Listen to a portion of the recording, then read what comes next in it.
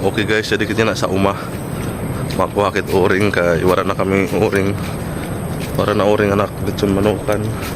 So magkukuha kit uring dito sa uma. Okay guys, jadi na insulid ko na sa sako.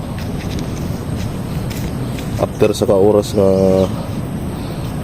pag nilakaw, pag binaktas, jadi na may nakita uring sa kasako.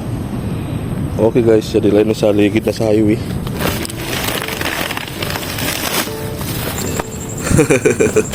Balita o joke na itong guys. Ada kaya na sa balay sa Araw Beach nagkuha aksin oring kay makurinan oring dito sa sa Panas kay mahal na.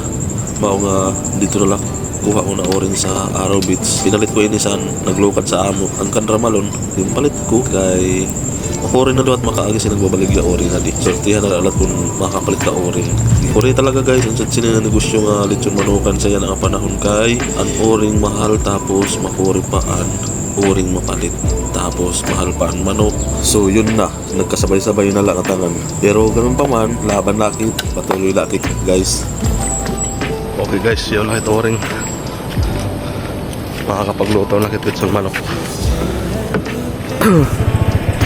Okay guys, uli na sa Panas. So tara, let's go.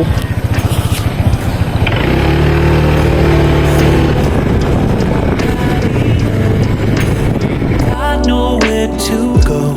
Baby, kiss me really slow.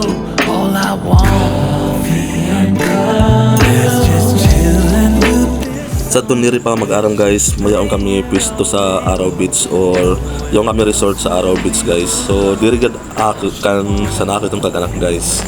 Ato na lang kamo kung makato kamo sa Araw Beach, ato na lang kamo. Okay, di na kita sa mga Panas, di kita sa may barangay Manay-Banay guys. Di na kita guys, nakaluto na kita sa lechon manok, tuktugaok lechon manok. Kung sino man sa iyo mapakali sa mga Panas, palit na kamo guys ang tuktugaok lechon manok. Salamat.